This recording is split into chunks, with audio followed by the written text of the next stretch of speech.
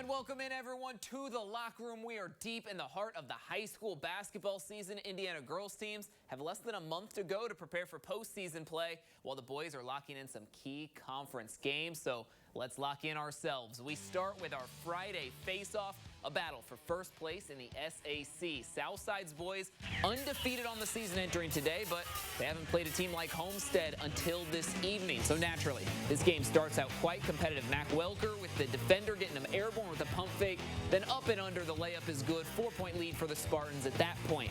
Now to the second quarter, and the Archers are keeping the energy high. Down the baseline, bounce pass to the corner. Vincent Wynn hits the three-pointer.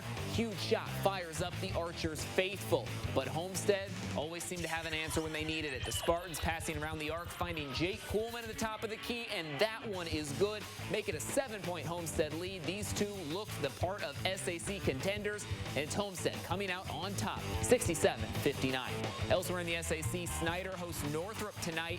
First quarter for the Panthers, and check out Chance Darasset dishes to Xavier Wilson for the nifty lay-in. Snyder is up 4-0 to start off this game and building some momentum. Later in the quarter now, and check out this sequence. Wilson gets the steal, takes it up the court himself, finds Lane Patterson in the corner, who slips into the lane, slams this one home. Panthers are loving it. Northrop has to call a timeout here to kill the momentum. Later in the first, and we get Braylon Fertil hitting the three-pointer for Snyder. He finishes in double figures, and the Panthers come out on top in this one. They pick up their 8th win, extending their win streak up to 4.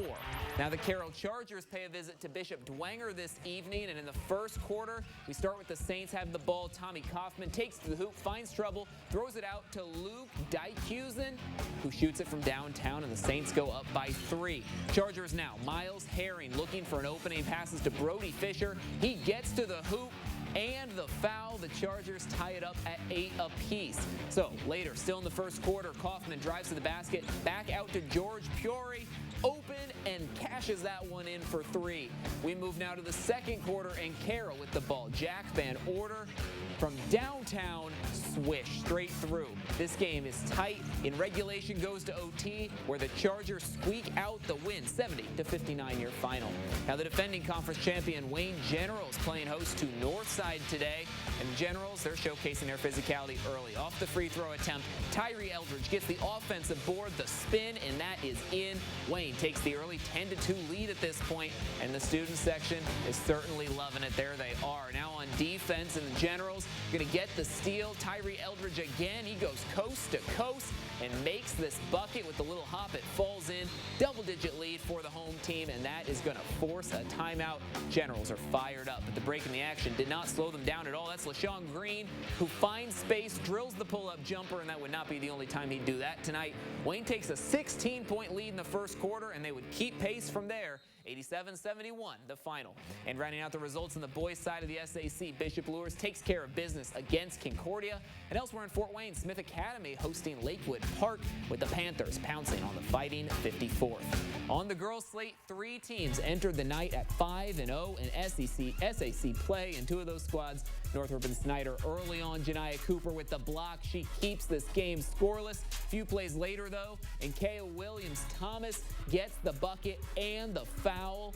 Then check out this next sequence. How about Swin Jackson with the triple and takes the hit? That is a 4-point play opportunity. She gives her defender an earful after that one. It's 8-0 Northrop to open this game. Other side of the court now, and Janiah Jackson can play defense. She can do it on offense as well. The 3 for Snyder, and the Panthers are cruising, coming back now to win this one late. It's a 1-point victory for Snyder. They stay atop the SAC.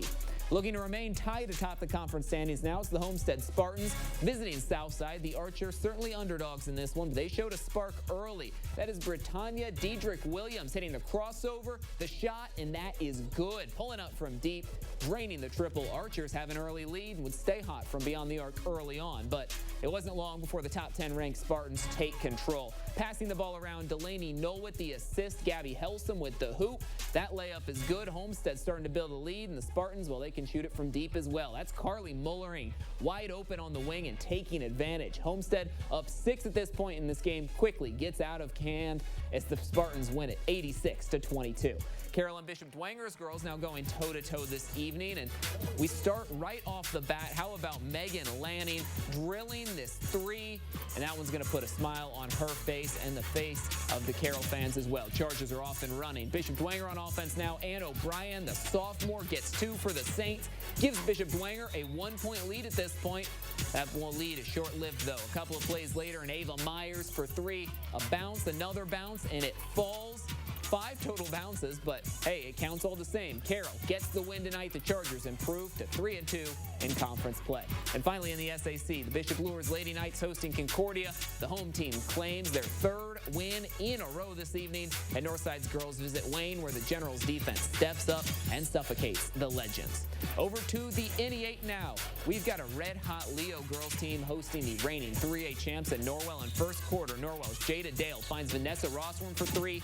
She would finish this game with 39 points. How about that tonight? 9 boards to go with it. And then right there, one of her 4 assists. Rossman finds Addie Norris. That triple is good. Norwell up big and not slowing down. Haley Williamson finds Macy Saul-Frank for 3. She finishes with 9 points this evening. And then Jada Dale also finishing with 9. She nails the 3 right there. After closing 2025 with a loss, it's all Norwell all night. 2nd straight victory to open up the new year. And in a battle of other NE8 contenders, Belmont's girls hosted C-City, and the Braves ground the Eagles tonight. That's Belmont's 9th win in a row. What a season they're having. The Lady Barons of DeKalb then visited New Haven, where the visitors come away with that dominant victory, their first conference win of the season. And the only NE8 boys teams in action tonight, East Noble and Huntington North. It's the Vikings picking up win number 8 on the season. Over to the ACAC now, where it's the only girls games we've got on the schedule in this conference. Bluffton visits Jay County. Both teams have had strong seasons so far. The Patriots just made it stronger. And Adams Central hosts Heritage. The Jets soar to victory on their home court. Plus, we've got Southern Wells playing host to South Adams. The Raiders grabbed their 10th win of the year, breezing past the Starfires.